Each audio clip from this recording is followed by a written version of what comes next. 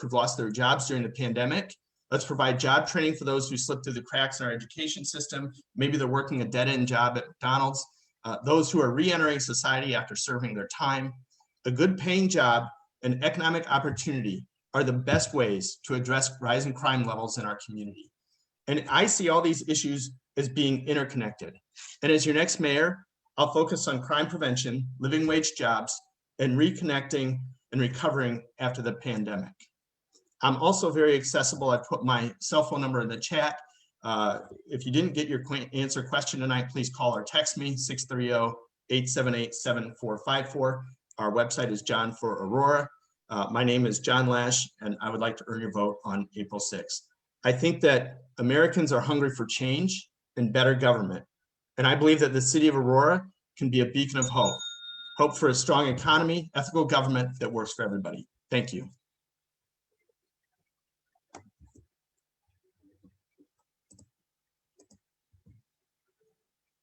Okay, thank you guys for that. We're going to go ahead and dive into some of these questions here, just as a baseline for kind of how this is going to go. The questions are divided into 4 categories, being community development, education, economic and business development, and police/civilian interaction and reform. We have multiple questions under each category, and we will go ahead and try to get as many of those asked and answered as possible, as much as time will allow. So we're going to go in the same order we just went in terms of opening statements for the questions. So Mayor Irvin, you'll get the first attempt to answer the question, followed by Mr. Lofty and then Mr. Lash. So first question comes out of the community development umbrella. And that question is, how do you plan to involve residents in the decision-making process of Aurora? All right, now, there's a number of ways to involve residents on a number of levels. You know, I was a prosecutor here in CAAN County, part of Aurora. Matter of fact, Aurora's in 4 different counties. I was the CAAN County prosecutor, and the first one ever assigned as a community-based prosecutor specifically for Aurora. And the way that we got people involved is to create community groups and organizations. It's called problem-oriented policing. Not that it has to do anything with policing, but it's problem-oriented in the sense that you identify issues in your community and you fix them from the grassroots level. So I was out there with our community members, with our community groups, making change. Now, if you remember Aurora, 15, 20 years ago, we had almost 30 murders in a year. We were a drive-by shooting, gang banging, drug dealing kind of town, and we had a terrible reputation. The efforts that we put in way back then, and it doesn't change overnight. So it took 15 years to actually get to where we're at now, to the city that is lauded as one of the safest cities in our nation, one of the best cities to raise a family and afford a home in our nation, one of the best cities for African Americans specifically to make a good living in the nation, one of the best cities for African American women and women of color, Black and brown, to make a living in the nation. And all that we've been identified over the last 4 years. So the way to get a community involved is to go out to the neighborhoods, talk to the community members, bring them back in and give them a voice. Now, that's just with what goes on in our neighborhoods. There's also a way to give them a voice as to what goes on in our government. And you know, we've done that by opening up our government in a way that it never has been. Matter of fact, before me as in my office, the city council meetings were never put on video or put on Facebook Live for everybody to see. I changed that immediately because I wanted people to be directly involved and see exactly what was going on in city government. Before that, it was dark. If you didn't come sit in that room and you weren't one of those, 5 to 10, 20 people sitting there, you had no idea what was going on. I changed that immediately as soon as I took office to get our community involved. How many minutes do we have to answer this question? 3 minutes. I was waiting on a beep. I didn't hear anything. Host, are we good? You still had about 45 seconds. Sorry, you still have 45 seconds that you want to keep going. And as I said, making sure that we have, open government so everybody could see, and making it clear that, everyone in the city, regardless if you're from the far east side, regardless if you're from the far west side, the north or the south, you are still one Aurora. We're all in this together and we all make a difference in our community. Got it. Thank you, Mayor Irvin. Mr. Lofty, same question to you. Okay, thank you. My administration would set up listening tours with neighborhood groups, grassroots, community-based organizations and churches, and work with the alderperson to include their constituents. As an alderman, the necessity to speak for my ward and the voice matter. If you don't listen to people, you lose their trust. And I've listened to my constituents and vote how they want. Sometimes even when it's not what I want to do, I do listen to them. As mayor, I don't have all the answers, but to improve your lives, but I pledge to listen to you and not just to talk at you. Not give you promises that I can't keep. I'm not making anybody any promises other than to be honest and to listen to you. When the city plans to build a $35 million warehouse next to a neighborhood, which they do right now, they need to give neighbors notice, not just 2 weeks, not just people that were 250 feet away. I would give notice and talk to the residents and bring in the communities together, all the neighborhood associations. And that didn't happen where we're going to build this possible $35 million warehouse. So I would not do that as your mayor. Also, not every resident has the internet and Facebook. I would like to use our cable television station. We have ACTV, it's for Comcast and AT&T. I would use that more and broadcast all of our meetings. Naperville City Council does that, NCTV, and it's a great asset that they have that we could use. Also, we used to do a newsletter. Mayor Wisner used to do a newsletter. I haven't seen us do a newsletter in many years. Some people don't have TV, some people don't have internet, some people don't use Facebook. So I would do maybe a semi-annual newsletter to tell people what's going on. Right now we have a relief program for our businesses for $2,000 and $15,000 grants. And I'm not sure that we've done a good job getting the word out. We had all the businesses apply for licenses.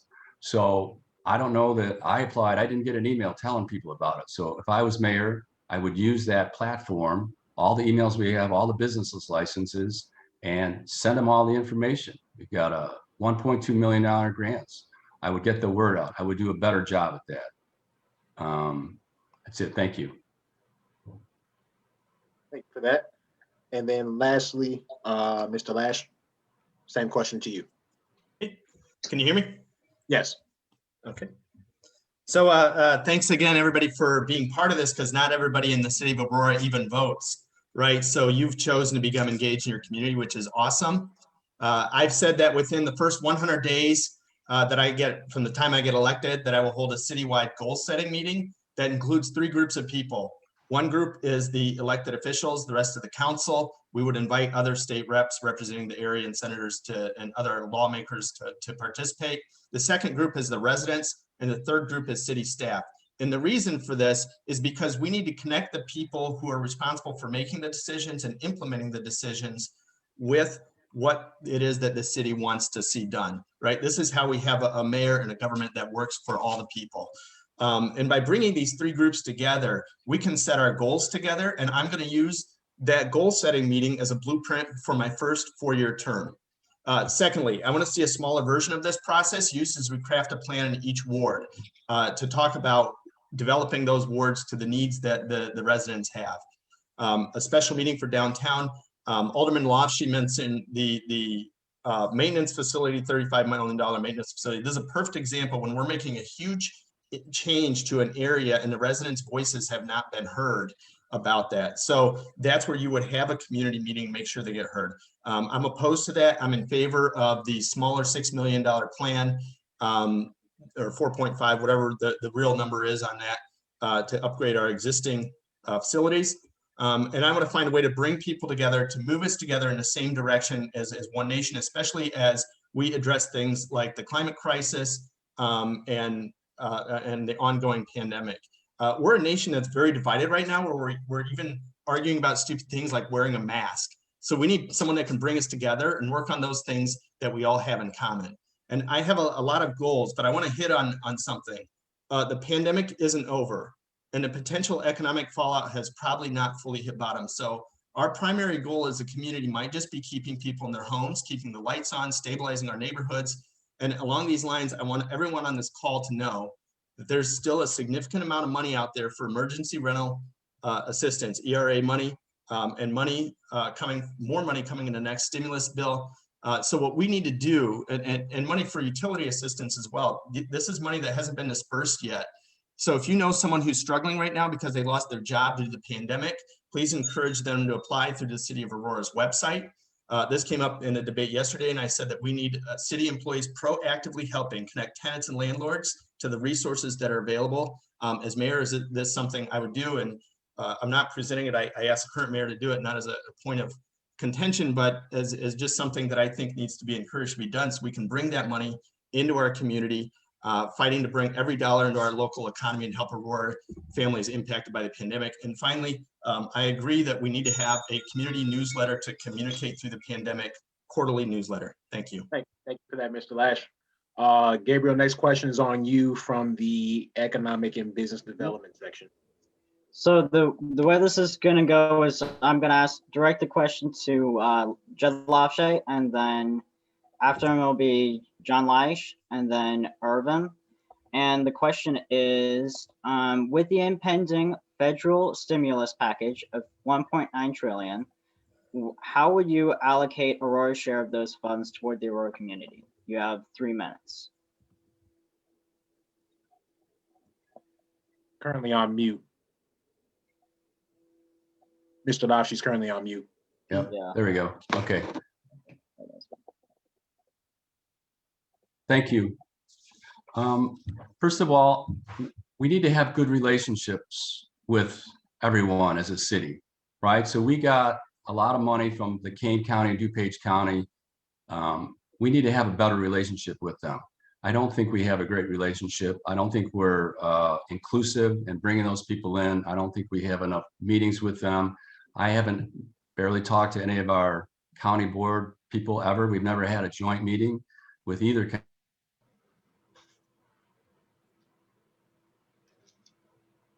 county cities. So I would work hand in hand with them. I pushed hard to get $800,000 loan for Hesed House from Kane County, even before we were, current administration didn't want to approve a loan to them, even though we spent tens of millions on other things. We weren't going to loan money to Hesed House till we got the CARES money. Well, luckily we got that money, and we did, and we helped a lot of people because their occupancy was cut in half. But I think inclusive leadership is better than authoritarian. And I think that I would, first of all, build a better relationship. And then I would use the money to people who need it the most. We're spending $250,000 to study whether or not we need to do minority set-asides. I said at council, let's just do it. We know we need it. The numbers are there. Let's just help people. We could take $250,000 and help people in need. So I would do that. We have a first-time buyers home program in Aurora called Choose Aurora. We give $3,000 to $5,000 grants. If you're in a targeted area, you get $5,000.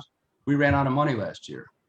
If we could spend $10 million on vacant land and $35 million on a warehouse, I would make sure we have enough money in that fund using Corona stimulus money to make sure that anyone who wants a house in Aurora can buy a house. That's a great program. You only have to pay $1,000 down. I would use the money for education. I would give more college scholarships to kids. We have, I would do better networking. I would do better marketing. We have great stuff downtown Aurora. We have some new restaurants, new stores, but I don't think we're doing a good enough job marketing it. We have First Fridays, which is a fabulous time. Everyone comes out and has a great time, but I haven't seen much marketing on that. My business has been very successful because I do marketing, social media, direct mail, letters, all kinds of things. I think we need to let people know that we have the Paramount, the River Arts Park. We can make downtown an entertainment district. Thank you. Then Okay. John Leish. Good. So I already talked a little bit about needing to have a more proactive approach in this. So this means, especially with respect to emergency rental assistance, first of all, let me just categorize a lot of the way this money comes into our community is it's allocated for certain things, right? So that, you know, there's some for business relief, there's some for rental assistance, people that are threatened with losing their houses, and utility payments and so forth. So we have to use some of that money as it's allocated. But what I do think we need to do is have a more proactive approach, right? This means going door to door and helping our businesses apply for these loans and for the assistance that's out there, and making sure that the paperwork is in Spanish and that the person helping them is bilingual. And at a minimum, if we're not going door to door, let's have a centralized location where people can come and get the assistance they need putting their package together. Some of these laws are very stringent with the requirements, and not everybody is going to qualify. But I do know that there is still a lot of money out there, again, for the emergency rental assistance. There's more coming.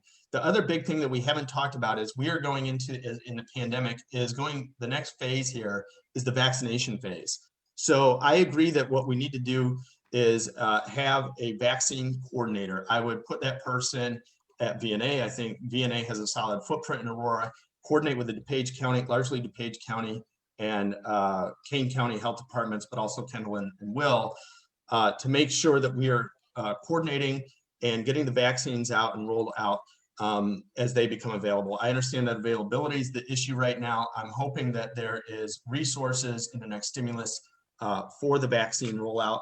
And if there's not, and there's discretionary money, then it needs to be put towards the vaccine rollout so we can make sure to get everybody in the city of Aurora a vaccine who wants a vaccine. And then also, like I said, we talked a little bit about making sure that we keep people in their homes is a high priority for me. So as we look to and follow this as it goes, I just want to make sure people understand vaccines, supporting our businesses, keeping people in their homes. That's my priority throughout this pandemic. Thank you. Next Marion, question. you have 3 minutes. Oh, I'm sorry, go ahead. Yeah, next. Yeah, sorry. As this pandemic kicked off last year, in March, and we were told that we had to stay in our homes and not leave and be away from the community that we were used to being a part of. I sat in this very same place once we started using Zoom. Didn't even use Zoom initially. In this very same place with this plant and this clock behind me, talking on Zoom meetings just like I'm talking on this one. And I remember having a meeting with my staff saying, look, there's something we've got to do something for our businesses that are going to be struggling. They're closed, they went dark. The Fox Valley Mall, our source of revenue, dark. The casino, our source of revenue, dark. The Paramount, our source of revenue for the city of Aurora, large source, dark. Our outlet mall, source of revenue, dark. We as a city are going to be struggling, but we've got to do something for our businesses because their success is our success. If they continue to struggle, we're going to struggle even more. We got $10 million in the CARES Act money, 10 million, about 10,500,000, about 8.5 from Kane County, 2.5 to 1.5 from DuPage, and smaller amounts from both Will and Kendall, because we're in 4 different counties. That money was to reimburse for all the COVID expenses. However, what we did, we said we can't use all that money for COVID expenses. Even before we got it, we had to set money aside. So we immediately set up a fund, $1.4 million for all of our businesses here in the city of Aurora, plus another $500,000 for rental assistance here in the city because we cared. Now, this was ideas that I came up with sitting in this same chair with this clock behind me and this plant to the side, talking about what we needed to do to help our community. Now, once we got that $10 million, apologize, we said we have to do more for our businesses. We raised the limit up to $3.5 billion to support our local businesses here in the city. My administration, my idea, not any idea from any of my, opponents, my idea. We raised the limit to, for the folks that we know are going to have to start paying rent soon, even though there's a moratorium on it. They're going to have to start paying, and we need to support them. Now, what are we going to do with this portion of the money that we get from the new legislation, which is going to work out to be about $35 million for the city of Aurora? So what we got to do is we got to replenish our revenue. We've got lost revenue. We've lost that revenue from the 6 months that all these revenue sources have gone dark. We've got to put money back in our community services. We have an uptick in crime in the city. That's because we're not in the community, dealing with people as we used to. We've got to, do youth services, and we've got to give more money to our businesses to make sure that we continue to be successful here in the city of Aurora. Aurora will stand up for its own, as we always have through this whole pandemic under the Urban administration and my leadership. Thank you. And then I think John Thompson, or Jalen, you're going to be asking the next question is going to be from police civilian interaction and reform. Got it. Sorry about that, Mayor Irvin. I thought I had heard you answer already, so I do apologize for that. The next question, like Gabriel said, comes from the civilian interaction and police reform. Question is, well, before I get into that, the order for this is going to be Mr. Lash, followed by Mayor Irving, and then Mr. Lofshe in terms of answering the question. So question goes as follows. Aurora recently voted to establish a civilian review board. However, residents state that the CRB does not have any real authority, investigative or indictment power. As mayor, would you be willing to amend the CRB's authority to grant it more authority? If so, when would you do this? And Mr. Lash, you have the first attempt at answering this question. So I have been an advocate for a civilian review board, citizens review board since 2018. I want to just say that it's a good thing that we're having this discussion. I've looked at some of the names that are on that list, and I feel that there's going to be some good names of people if the right choices are made as we go into the final choices. Secondly, the CRB needs to be more independent. The way it works right now is if there is a case that needs to be investigated, it goes through the existing current investigation process that the police have to investigate. Let's say there's a case of police brutality. And then those people, they come out with their recommendations and they feed their recommendations and their findings to the 9-person board. And the 9-person board then can ask further questions, review what was decided, and review the chief's recommendation for punishment for whatever the wrongdoing was, right? So what I would do to give this board more independent strength is to take the whole investigative process out of the police department. It needs to be completely independent. And I would give them a budget, not new tax dollars, but take the existing money that's being used for those investigations and give it to the board with the authority to hire an investigator. That investigator should have not only investigative experience, but some form of legal and HR experience, or if they have to hire someone. So they understand all the complications involved with a personnel matter, because this is a personnel matter, right? Somebody has wronged a resident in the community.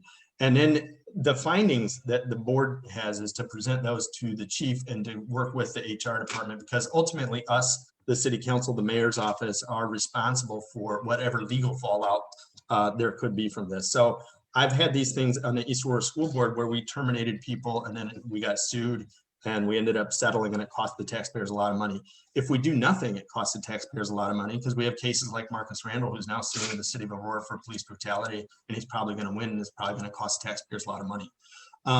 So we have to have independence first, the authority to review the case and the authority to implement the findings and the recommended punishment. I think this is one of the things that's necessary to rebuild trust between community and police, that there is citizen oversight. Thank you. And Mr. Irvin, you are next. Thank you very much. Let me tell you how the Civilian Review Board came upon us. My administration, along with my team members, decided we wanted to actually hear what the community had to say. So we set up listening sessions all last summer after the riots here in the city of Aurora, for the purpose of listening to our community. Now, we set up 2 sets of community sessions. Second set, I went to every single one myself and had many people, some of I see on the screen, that came to these listening sessions and told me directly what we needed to do to address issues in our Aurora and ensure that we had equity and fairness and an equal playing field for everyone, no matter the color of your skin. And based on that, we took this information back and says, all right, well then, to be fair, let's do a number of things. Let's get the body cams, because our community said that they wanted body cameras. So now our police officers are going to be wearing body cameras. We worked on what's called the Change Initiative, citizens helping Aurora's necessary growth and empowerment, addressing, issues, not just in the police department, but community-wide, And we also determined that we needed a civilian review board, from support from the police department and the union, as well as support from our community, for the purpose of transparency, for the purpose of letting people know what's going on. But if you're asking me, should we give this civilian review board the ability to indict and the ability to make not just recommendations, but to make a determination of what a punishment for a police officer would be, you know, in some type of complaint against a police officer? I would say absolutely not. That's not the role of these commissions and boards for the city of Aurora. The purpose of these boards are to be advisory, and that's exactly what the civilian review board would be. It's going to be advisory. Now, there's two boards in the police department that run at the same time. There's the civilian review board, and there's the employee review board. So the employee, of course, is employees in the city in the police department, from commanders to sergeants to officers. That'll be reviewing this determination to make their own recommendation to the chief. And at the same time, we're going to have a civilian review board where these 9 inaugural members are going to be reviewing the facts. Yes, they have the ability to review the police report, review the evidence, you know, review information to determine what their punishment might be, or determination after they review all the information. And they give this, both boards give this information to the chief, and the chief, as the boss of all these police officers that work under, makes the determination. She doesn't have to use either one of them. She can go higher, she can go lower, but at least the community will know what's going on, and will have transparency based on civilians being on this board and reporting back out to the general public. Thank you, Mr. Irving. Mr. Lafshe, answer is on you. Muted right now. Host, can we unmute Mr. Lafshe? Thank you. There you go. Okay. Thank you. I don't know why it keeps going on there, but that's technology for you, right? Yeah. So I think that the civilian review board, there's some issues. I'm glad we're having it. I voted for it. I don't think the mayor should appoint all 9 members. I said when we approved this that I would like to see maybe the mayor appoints half of the members. I would like to see the African American Heritage Committee appoint somebody. The Aurora Hispanic Heritage Advisory Board appoint somebody. The Indian Outreach Committee. Maybe we pick People's Coalition or Indivisible Aurora appoint somebody. And then maybe the mayor appoints with city council's approval the other members. I think that's important. I think we need to make sure we have a diverse board and not have so much power. Right now, the police chief reports to the mayor, and the review board is going to have their decision given to the chief, and then she's going to make a decision. So it's like there's not enough checks and balances. So that's why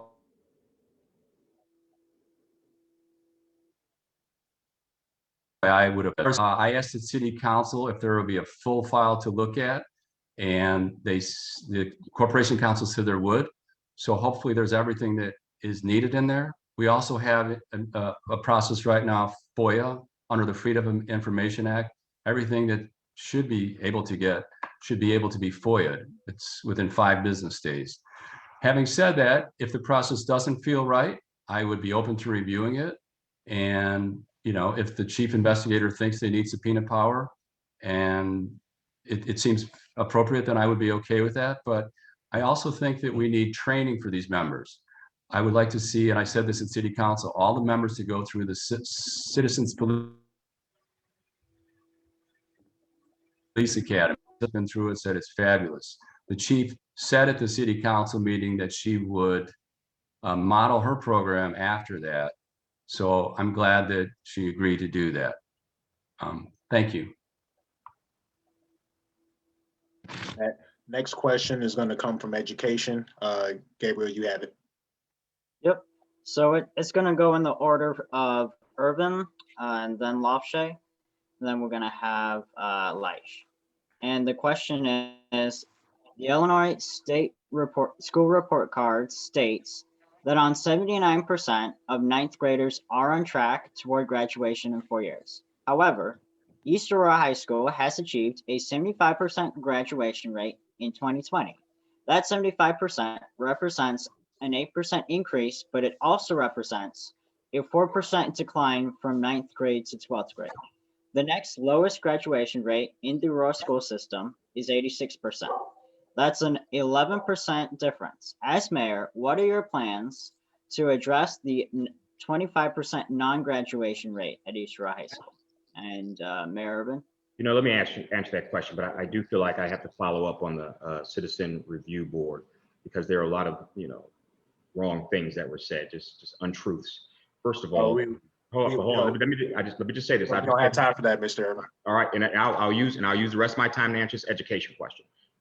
But let me just say this: the final 20 were chosen by all of our cultural commissions, the African American, the Latino, and the Indian Commission. They were chosen, and they're not going to be picked by me. They're going to be voted on by the City Council. Now, let me talk about education for a second. When I became mayor, I said my three pillars are going to be economic development, safety, and education. The city of Aurora has absolutely no jurisdiction over education here in the city of Aurora, none. However, I recognize the importance of education, being as though without our strong schools and strong school districts, people aren't going to want to move to the city. So the first thing that I did was we created what's called the Education Commission. The Education Commission brings all our 6 school districts together, all of them, all from around the east side, District 131, District 129, District 204, Batavia School District, 308, Oswego, as well as Canelan, all of them together on this commission. So all these educators, from superintendents to principals to teachers to even students, talk about what we need to do to share best practices, ideas, and share resources so all of our kids can have the same opportunity to have education. Now, this doesn't change overnight when you implement things like this, but you have to start somewhere, and that's where we started. And what we did, we took it to the next level. We said, we're not just going to do the Education Commission, we're going to do a youth commission and give all of our young people in all the school districts throughout the city, as well as our public and private school districts, a voice in what goes on in our community. Those are 2 commissions that we created. One of the first things we did in the Irvin administration. Now, since that has happened, as you pointed out, the graduation rate from East Aurora School District has been raised. That's where I went to school. I believe black and red. I'm a Tomcat. I want to make sure our East Aurora School District is successful as it is in 204, 129, Oswego, Canelan, and Batavia. And I'll continue to work as mayor to ensure the success of our education, even though the city of Aurora and the mayor doesn't have jurisdiction over those school districts. They're their own governing bodies, with their own folks. Matter of fact, one of my opponents was on the school board and knows that, but recognizes that with the partnerships that the city has with all the board chairs and the board members, as well as all the schools, superintendents, and principals all around, we're going to make a difference. Matter of fact, before COVID, I would visit 2 schools every single week: grade schools, middle schools, and high schools, as well as colleges, all throughout the city of Aurora. In my last 4 years, I've probably visited well over 150 schools, just seeing what students are doing, how they're doing, and what we need to do to make a difference in their lives, and letting them see me, especially black and brown young kids. Is that a double bell or just a single bell? Because I don't remember getting a single bell. I think that was a double. So I'm sorry about that. It was double. Yeah, it's your turn, Mr. Lafshay, sorry. Yes. Thank you. As far as the question is targeted to East Aurora, but any student not graduating is an issue. Any student not graduating high school in Aurora is a problem. We need to help the schools, and we need to help them now. We really need to increase the graduation rates, whatever it takes. I certainly don't have all the answers, but I don't think we have a great relationship with either school district. I think we need to have more regular meetings and try and figure out how we can help them more. I think we need to use the infrastructure we have already. We have Wabansie Community College, we have Invest Aurora, we have Aurora University. I'm really happy that West Aurora has a great new vocational center. Not all kids are going to go to college, but they can get good jobs. As an alderman, I've been called many times by trucking companies. Can you get me in the high schools? I have a big need for CDL drivers. I'll train them, I'll pay them, I'll give them a bonus, whatever it takes. I think the private sector needs to step up here and help East Aurora and all students by creating internships. I was fortunate enough to go through law school and graduate law school and work for a judge in a private law firm, Union Oil, other groups, and it's invaluable. In Europe, when you go to school, you almost have to do an internship. So I would ask the private sector to step up and try and give internships to these people. I talked to Sheriff Ron Hain, and he said in the summer of 2019, he had a big job fair. 450 kids were hired, and that summer was quiet as far as crime. and we know crime's going up, so we need to employ these students. With COVID, it's going to even be harder for the school districts, right? We know that. Financially, they're challenged a bit. The kids are at home, but Aurora has this great asset we're not using. It's called OnLight. It's a 40-mile ring around the city, broadband, basically high-speed internet. And we've gone, from maybe 30 clients to 10 clients, but I think we have the capability of to do wireless with that. Not the expert in this, but I think there could be a way where we could provide wireless internet to them, or we have this other program we worked on that didn't work out, but I think there's other people that maybe want to come in and do help the poorest of Aurora families who can't afford internet to provide them with free internet or really cheap internet. So I would push for that.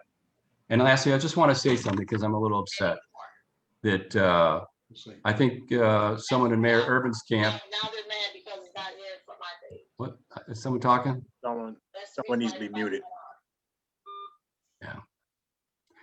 Someone said that I made a lot of money from Streetwise. Well, that's absolutely the absolute not truth. I put up half my life savings from Streetwise and I never took a penny. So I want people to know that, and it's still going strong. Someone said it's not. So thank you. Thank you for that. All right, John Lash? Am I muted? You're Yeah, good. yeah, Okay. you're good. So first off, I just want to say that there's two big decisions that we made on the East Aurora School Board that I took full part in and am excited to say is part of the reason that we've seen our graduation rates improve. Number one is the historic move to get buses. When we get kids' butts in seats, their grades go up. And that was a historic move. And the second is getting a 5-year contract for the current superintendent. We had a lot of high turnover, both in our staff and our leadership, and it's hard to implement any strategic plans for growth when you don't have those when you have that high turnover, no consistency in leadership. So those are two things that I'm proud of. There's still a lot of work to be done. And as mayor of Aurora, the first thing that I'm going to tell our youth, challenge our youth to do, is I'm going to be calling on them to save the planet. And I know that I'm the only geek in the room who understands that the science is real, climate crisis is real, and that scientists have given us 10 years to act before the damage becomes irreversible. Their futures are at stake, and quite frankly, as adults, we shouldn't have to go to them with this burden so early. But they seem to be the only people taking it seriously, and as next mayor, I want them to know that I'm taking it seriously. I'm going to ask them to realign their schedules, work with the administration to realign our training programs, to prepare them for the green collar economy in the same way that teachers once told me to learn how to use an Apple IIe because there was a tech boom coming. The second thing that I'm going to tell them is that we as a community are here to support them. I was recently part of a powerful fireside chat the other night where we were talking about crime prevention and the recent escalation of crime in our community. And here's some quotes. J.L. Harris currently protesting the quick mark for discriminatory behavior. I want to teach kids how to pick up a sign, not a gun. Marcus Randall, we need to teach kids to pick up tools instead of picking up drugs. We need to teach them to pick up a trade instead of a hustle. We need to connect these positive mentors with our kids so they don't fall between the cracks. So they have positive mentors that come from the community that have experienced the hardship, that have taken the wrong road, and they don't want to see our youth go in that direction. So I'm going to fight to make sure that we have our youth services fully funded. Secondly, safe access to school. There are still places and neighborhoods in our community that while on the school board, we couldn't address it, but as mayor, we can make sure that kids don't have to walk in the street when there's no sidewalk and there's snow all over the ground. And then the third thing, I want to explore this and we'll work with both the library board and the school districts to implement, but I think the city needs to explore funding this. As a kid, my parents paid me to read and it improved my education dramatically. And I want to work out a program where we appropriate and we put our money where our mouth is and we invest in our kids. And if the city picks up the funding and they implement the program, I think that would be a real positive thing for our community. Thank you. Thank you. The next question is going to be from community development, and Jalen, if you want to get on that. Yeah, absolutely. The order for this one is going to go Mr. Lafshay, Mr. Leish, and then Mr. Irvin in terms of answering this question. Next question from community development is, the city is currently planning a public works consolidated maintenance facility to be placed in the 7th Ward against the wishes of the local residents. As mayor, would you consider a different location for this facility in consideration of the local citizens? Yes, I absolutely would. I have rallied against this from the beginning. It would be nice to have our 3 buildings all in one, but it's a pandemic. We can spend 4 million, maybe 5 million renovating all 3 buildings, or we can spend 35 million of taxpayer money on a brand new, amazing, great, overdone, wasteful, huge warehouse. Okay, so there's a lot of things we need to do, but as elected officials, we need to protect the taxpayers.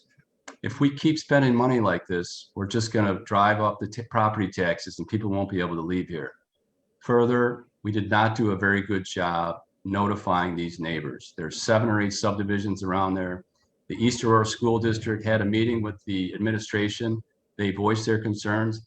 They do not want it. Doesn't seem to matter. We're still pushing forward. We signed a $1.825 million contract with a large campaign donor to the mayor.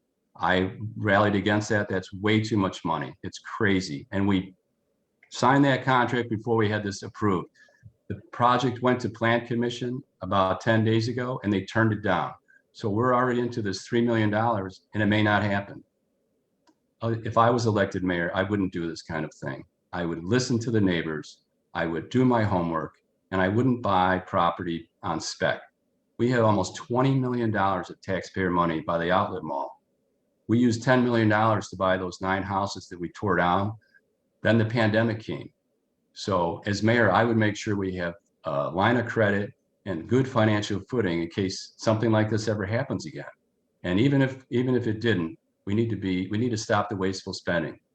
A city building will have no property taxes. So what does that mean? That means it's going to fall on the neighbors. It's going to fall on the whole city of Aurora.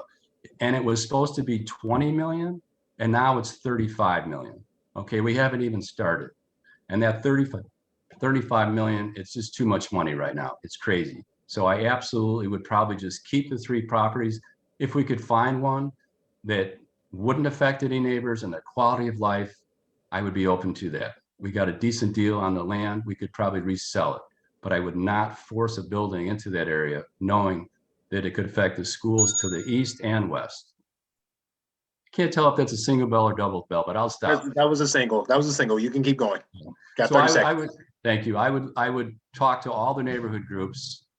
I would, there are schools, not only the East Johnson Elementary School to the west, there's also a couple schools to the east.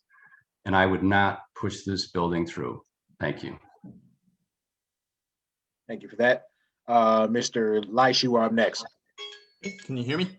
Yes. Okay. So the public understands the city does have a need for a larger salt storage area because if we can buy our salt in bulk, we can save a lot of money on it and not run out when we're having a winter like we're having. There's also 3 repair facilities, maintenance facilities that they're trying to put into one roof. And the cost comparison I already mentioned, and Judd talked about it, is 5-6 million to 35 million. But this underscores what it's like, right? The first step in the process is going out there and having a discussion with the community and talking about what you want to do and before you spend a dime, right?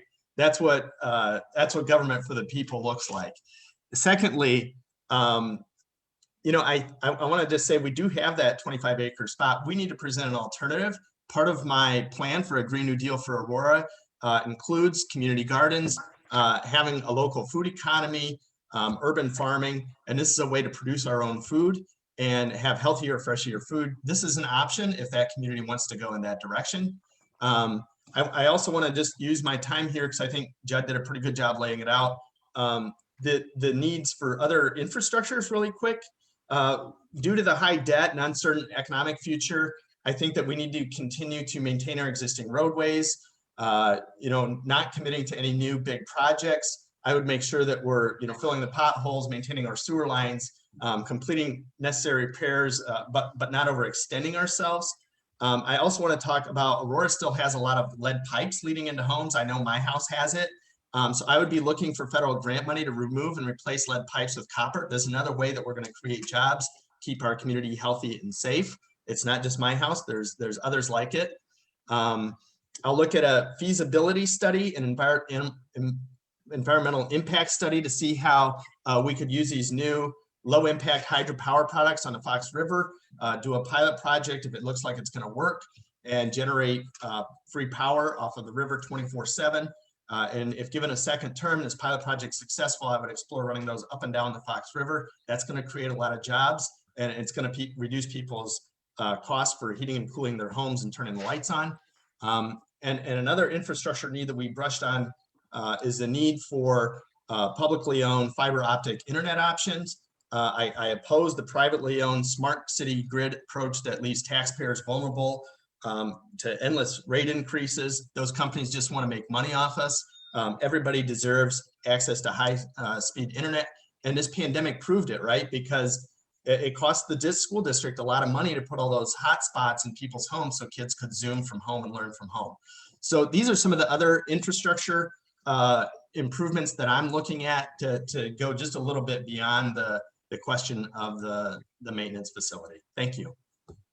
Thank you. Mr. Urban, the floor is yours. All right, so this is actually called a public works facility. And the planning for this facility has actually been going on for the last 2 years, not just recently where it just popped up all of a sudden, 2 years. So that means, and now Judd Lofty mentioned my name, so I'm going to mention his name. And he's been an alderman for the last 2 years. He never went out to that community to talk to the community about what they thought about it or whether they cared about it. All he did was complained at city council. Never did he go out there. Matter of fact, 2 years, John Lesh has been in this community for the last 2 years. Never did he go out there to that community. But what we did do, once we found out that community was concerned about what might be built at this location, we immediately put that on hold. It's on hold. The alderman of the ward, Shakita Hart Burns, immediately put that on hold so we can review and find out what the community's issues are. And it's not going to go forward till we talk to the community and find out what the issues are and if they can be addressed. But let me tell you what this facility is. It's a public works facility. All the stuff that goes on in the city of Aurora that provides the services that our residents have come to realize, to demand, to want, as citizens of Aurora, all that goes out of that facility. If you're getting your, we've got all the snow around right now. If you're getting your snow plowed, it happens out of that facility. If any type of services need to be provided in the summertime, you get your grass cut, the trees cut, it happens out of that facility. Right now, our facilities are spread out, strewn throughout the city of Aurora, in buildings that are dilapidated and falling apart, that if we spent any kind of money trying to patch them up, it would just be money wasted. Matter of fact, we talked about, the fact that we'd be wasting tax dollars by using it at that location. Well, we're going to be, the point was to take some of our facilities off the riverfront, where they are exactly right now, off the riverfront, and use that valuable riverfront property for development that will go to tax dollars, that will go to the tax base. So to simply say, that we made this, that the city council who votes on it made this decision without strong consideration, that's absolutely incorrect. The reason they determined that location, because it's very central in the city of Aurora. City of Aurora is 45 square miles. So when we have issues with snow falling, 5, 6, 7 inches, we can get to all parts of Aurora expediently and address issues for all of our residents, all of them. Now, are we gonna slow this down and identify what the issues are for that particular community out there? Absolutely. Alderman Hart Burns ensured it. But but do we have to have a centralized location to ensure that all of our residents, 200,000 residents throughout the city of Aurora, get the same individual support? We're going to do that as well. Thank you for that, Mr. Urban. Next question is going to come from economic and business development. I just want to remind the candidates, guys, to let's stay on task here and answering the questions and try to keep the personal addressing to a minimum. Just due to the fact that we can get more questions asked and get through this. Gabriel, you want to take it away? Yep. Yeah, I'm just going to reiterate what Jalen said. I know it's really important to stay respectful of all candidates. So please just keep that in mind as you answer the next question. And it's the way this is going to work is we're going to have the order of speakers is going to be John Leish, Irvin, and Lofshay. And the question is, Aurora relies heavily on grants and federal funding to build its infrastructure and provide services to the community. If elected, what steps would you take to put Aurora on a firmer financial footing?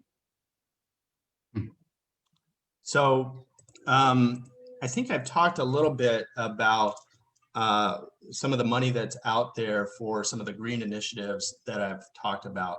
I started off talking too about all the COVID money that's out there, and this is kind of proactive approach to bring as much money into our community as we can to qualify more people for that relief money, and to get out there and proactively find them. It's going to require community engagement, not necessarily on the mayor's behalf, but having our staff get out there and be in the community and help connect the people that need the help to the help.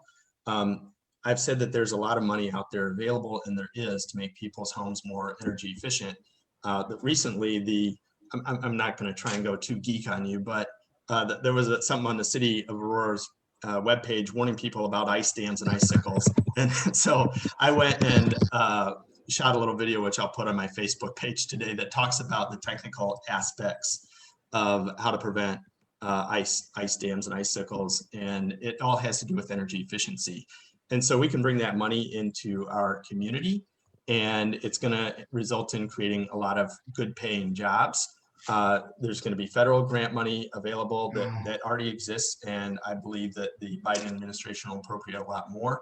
And I'm going to be going directly to at that level of government and lobby hard for the city of Aurora, because what the nation needs right now is a model city, and that is what I'm pushing us to do and to become. And so I'm going to be fighting hard, not just for COVID relief money to come into our community, but also green building money. And anywhere else we see an opportunity, building relationships at the state and federal level.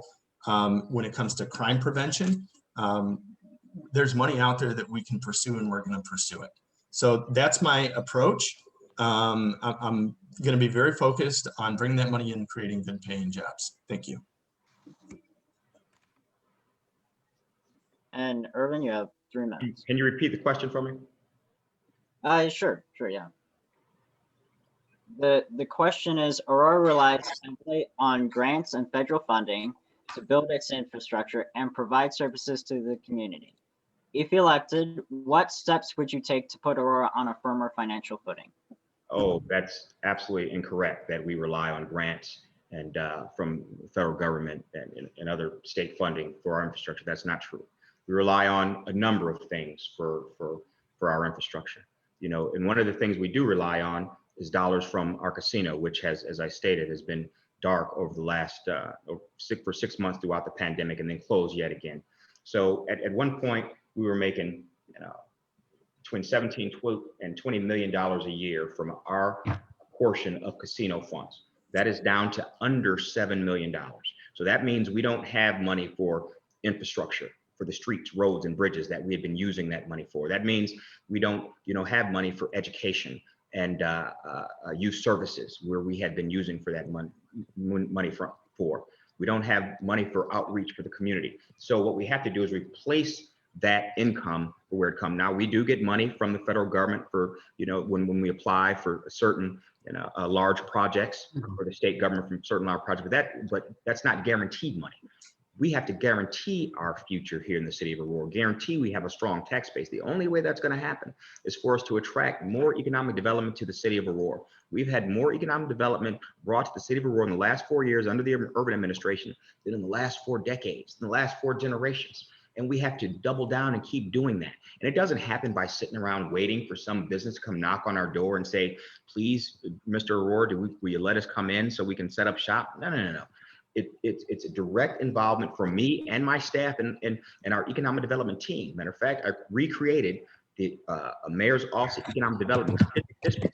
Now it works with Invest Aurora to go out, identify businesses throughout this country that might be a fit here in the city of Aurora. Or we go next door to Geneva, Batavia, St. Charles, or, just other businesses throughout Illinois and attract them to Aurora. The more businesses we have in Aurora, the more our tax foundation, the stronger our tax foundation is. As a matter of fact, we've added during my 4 years, 1.9 million square feet of manufacturing. That means jobs, over 3,000 jobs. So not only do we have a strong tax base in the business, now we have a stronger tax base because those 3,000 jobs are people that live in and around Aurora that are going to spend their money in Aurora and even strengthen our tax base even more. So that's how we, make Aurora independent of any money that we might rely on. Now, is that double or single? That was a single. All right. So this money that we use from the federal government that we get, in the new bill out of Congress, we're going to use that to replenish a lot of the lost revenue that we've had over the last year, as well as support those things from the lost revenue, like education and community service and outreach, like making sure that our kids have an opportunity for a future, making sure we have money for our infrastructure so we can continue some of our public works programs and things that we had going on. So yeah. Thank you. Judge Lopshay? Thank you.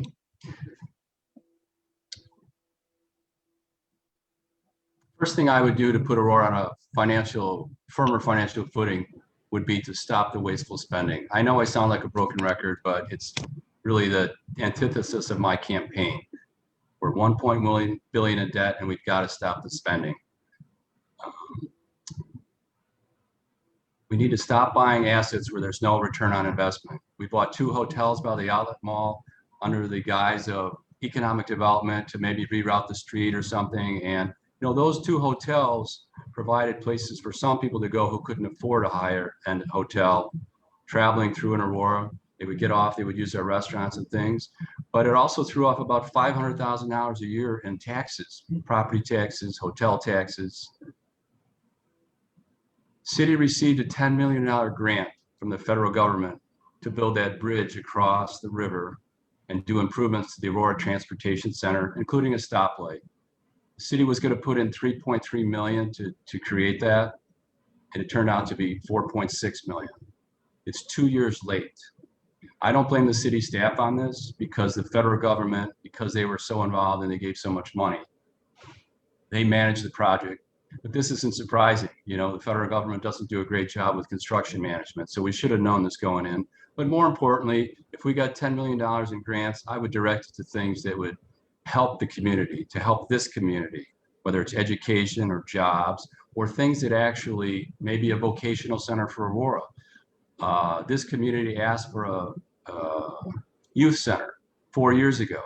Maybe something like that, we could spend money on that. That would be better spending of our money. As far as putting us on better financial footing, again, I would cut out the low-hanging fruit, stop the crazy spending. When you retire from the city of Aurora, you get a severance check of 15 weeks. If you worked here before 2011 or 2014, you got a check for half a year. That goes to increase your pension. I would certainly work on cutting those out. I wouldn't take things away from people. They're entitled to them. But going forward, severance is for someone. I'm a lawyer. If you're going to get sued or something, you make a settlement and you give them severance so they don't sue you. Severance isn't just for doing a good job. People retire from Aurora. It used to be the public sector didn't do as well as the private, but the argument is that, we need to keep up with the private sector. And I think is that a single bell? That's a single bell. You still have 30 seconds. Okay. I would look at bidding out professional services. Right now for engineering, software, some things, we don't bid out professional services. The East Aurora School District did it and they saved millions of dollars. I would streamline development and get businesses open more. It takes 7 meetings to get a building built in Aurora approved and maybe 3 in Naperville. That's it. Thank you. Thank you. Sorry, yeah, go ahead. I'll turn to you. Are you okay? And then I'm good. That was the last question, so we're going to turn it over to Mary Fultz. Mary, Mary, it's on you. Mary, unmute yourself. Hello? Hello? We Yes. hear you. We hear you. You can hear me? Yes. Okay, so am I doing the closing now? I was on talking to the technical person, the video person. Am I on live now? Is it ready for the Yes. closing? Yep, we're You're going to turn it over to the candidates for their closing remarks, Oh. and then you're going to come back with the final closing. Okay, thank you. So at this point, then it would be Richard first. That's correct. Okay, Richard, could you please go ahead and give your closing statement? Thank you again for attending. How many minutes do we have for the closing statement? 3 minutes. 4. Oh, 4. I'm sorry, 4 minutes. All right. You know, I appreciate our listening audience, viewers for participating and hearing what all of the mayoral candidates had to say. You know, it's no easy task running for office, you know, and actually I respect both John and Judd for willing to, you know, step out there and, you know, and dip your toe or put your foot in the foray of politics. You know, the reality is I don't like the politics part of being mayor. What I like is public service. And that's what I've been doing over the last 4 years, being a public servant. As I said, you know, I've been a leader through hard times, bad times, and through good. You know, we've had more economic development in this city, more economic development and put Aurora on the map, not just in our region, throughout the whole state and throughout this whole country. We are getting accolades because of the last 4 years. Throughout this country, we're getting recognized, whether it's be for our innovation in IT and our 100-mile network of fiber optics, whether it be all the companies, the international companies that we're attracting to Aurora that have their international business in this city. All that's going on, whether it be the Chicago Mercantile Exchange at Cyrus One or the other businesses that are in the city, whether it be buildings that have been sitting empty for 70 years. As before, that's double than most of us on the screen. You know, yet we got the lights turned back on in this 4 years. This 4 years. Just think of what we could do if we had another 4 years, because we have so many plans in the hopper waiting to happen. We're going to capitalize on our beautiful river, you know, and use it as waterfront property. We're going to continue to grow the Paramount that has been such an attraction. You go out to the Fox Valley Mall right now, you see redevelopment going on there. You see a brand new Chinese development, Pacifica Square, that's the largest Chinese development of its kind in the nation, right here in Aurora in the last 4 years. You see Copley Hospital, the largest development on the east side of Aurora in many generations, maybe ever, that will affect the tax base of our east side residents in 4 years. That building sat for a quarter of a century. Nobody had an idea or a clue what to do about it. Now everybody now has an opinion and wants to criticize, you know, a lot of things. And I'm not going to say that we've made perfect decisions for everything, but I'm going to say we've always made the right decision on behalf of the whole city of Aurora, 200,000 residents, the greater good for the greatest number of people. You know, Thomas Jefferson said the purpose of government should be the care of people's lives and their happiness. That's the role of government, the care of people's lives and their happiness. And we've been doing that over the last 4 years, making sure we provided the services to our city, kept our taxes low, because all these developments are paying for themselves. All of them are paying for themselves because they're creating an increment of value. And we're just saying, business person, we'll give you a portion of the value that you create, because without you creating it, there would be no value there. These buildings would still be sitting empty.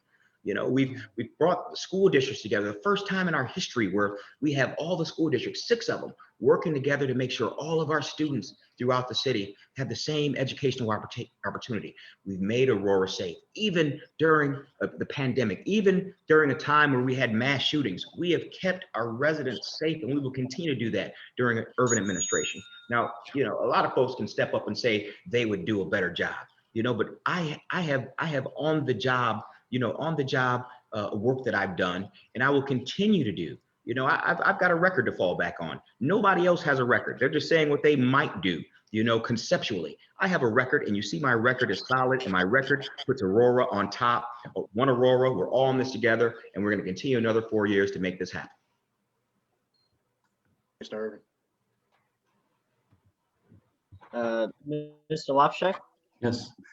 The African American, oh, Oh, sorry, go on. okay. Okay, go on. Hold on one second. The African American community is a pillar in Aurora.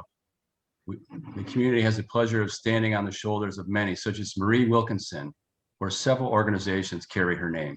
Currently, my wife serves on the board there, and I volunteer there regularly. Today, I was out delivering food to 50 seniors who need food, who can't get out, who can't come to the pantry or either pantry. As mayor, I don't have the complete antidote to improve your community lives. However, I pledge to listen to you and not just talk to you, not give you promises I can't keep. But collectively, we can begin the healing due to unfair treatment of young men and women that has surfaced its ugly head during the summer, the lack of resources to address your needs due to COVID, and allow you to be part of the infrastructure of Aurora and not as an outside participant. I know from individuals within the African American community that your needs and wants are the same as any other residents. Safe neighborhoods, opportunities for families, a place where young people can play without being threatened, and quality education and good jobs to better themselves. I promise to listen to everyone and engage everyone, not just as an alderman, not as the mayor, but more importantly, as a friend, as someone who really cares. I commit to having neighborhood meetings with churches, nonprofits, and groups, and come together and listen. I would balance the city budget and not increase the levy. We had to increase the property tax levy 3.1% this year. I would live within our means. Concerning police reform, we need to address the policies that impact this community's safety, whether it's the use of excessive force or excessive crime in specific neighborhoods. I know there has to be better dialogue with the police. Right now, the police are not supposed to talk to the aldermen, and I would change that. I would be more inclusive. Everyone's got their own management style. That's just me. Both sides need to understand how we can improve the trust between each other. And I know we need to do it to increase the number of African-American police, policies that allow transparency of the police department and address the department's internal issues, including promotions of African-Americans and other minorities. What can we do specifically for the African-American community? We can work on trying to support an activity facility, like I mentioned, for young people, which was requested by this community 4 years ago due to an uptick in crime. To work with organizations and state programs to promote career opportunities for youth and young adults. Create a platform that will allow participation for all citizens and not just the most affluent communities. We need to work with our school districts and support their initiatives to help their students. We need to elect someone who is focused on this job, who is honest, and who has produced results. I have brought in 30 businesses to Aurora, and I know I can do better as the mayor. The most important attribute you should look at is, will the mayor listen to me, and does he exhibit this experience as an elected official? As an alderman, I send out newsletters twice a year. I have neighborhood meetings. I have emails and calls that I answer on a daily basis. I listen to people and I care about people, and I have a commitment to community service. And that's really what this is about. Do any other candidates exhibit community service like I do? I don't think so. I volunteer on a daily, weekly basis. Today I dropped off masks for an organization, food for another organization, and food for the seniors. My name is Judd Lafshay. I'm an alderman and I'm running for mayor. Check out my website, juddforaurora.com. Please vote for me on April 6th. Thank you.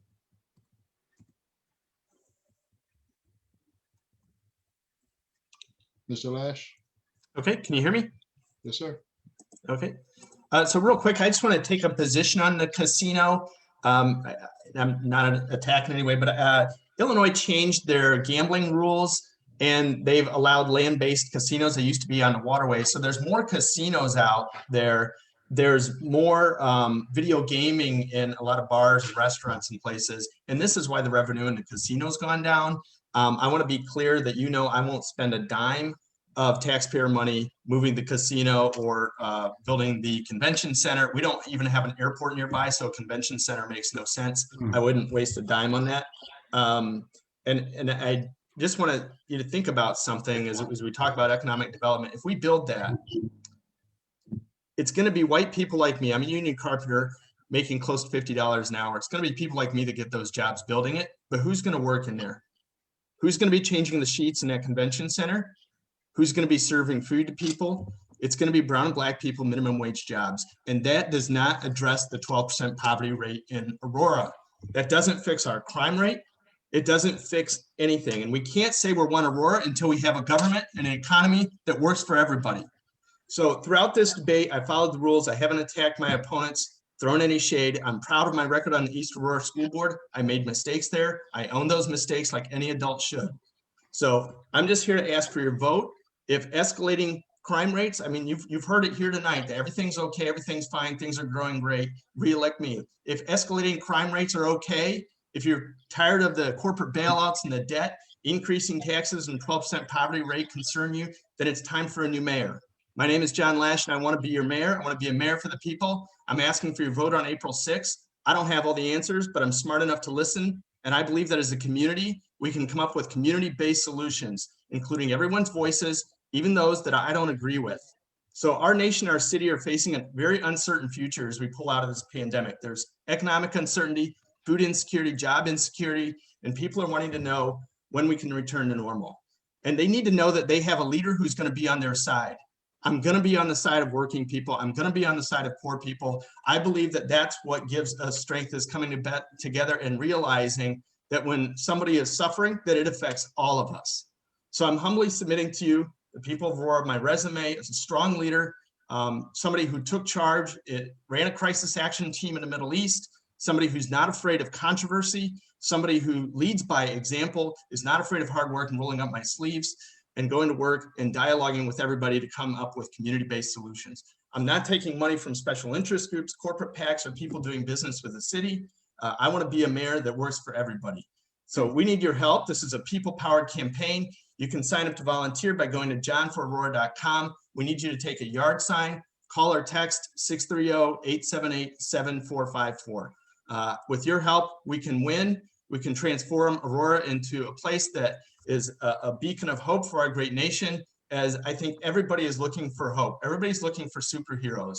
And those heroes are people that have joined on our campaign and are working tirelessly. So I thank all the volunteers that are helping us. I believe that we're going to win on April 6th. Thank you. Oh, wonderful. Next. Mary, close us out.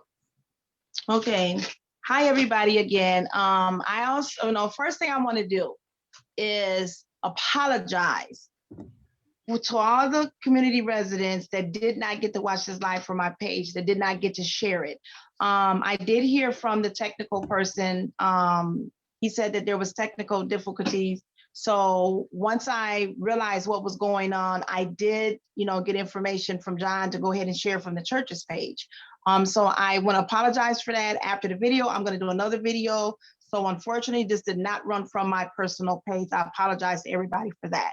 Then I want to thank each and every candidate that took out of your time to come here tonight. I want to thank the moderators, because you didn't have to do it. I want people to know that Gabriel here is 16 years old. And it says that you train up a child. He's training up. He wants to do something in his community. Jalen, God bless you. Thank you so much. Now, I heard from the current mayor who's running for re-election. We heard from, which is Richard Irving. We heard from Judd, who is a current alderman who is running for mayor. We heard from John Lachey, who was on the school board, who is now running for mayor. So you have three different people with three different backgrounds, but everybody's hopefully is running for the constituents. We put this together because we wanted to hear from you. We thank you for coming together. I thank everybody for being respectful of each other. Pastor John, I thank you for taking on the host, for the reasons you did. But again, my name is Mary Fultz. I am your community organizer. Together, as we always say, we can do anything but fail. And we did this one. We did it together. I will get the link. I will send it out. I will do a public apology, about the technical difficulties. Please, are you guys ever texting me? Things happen.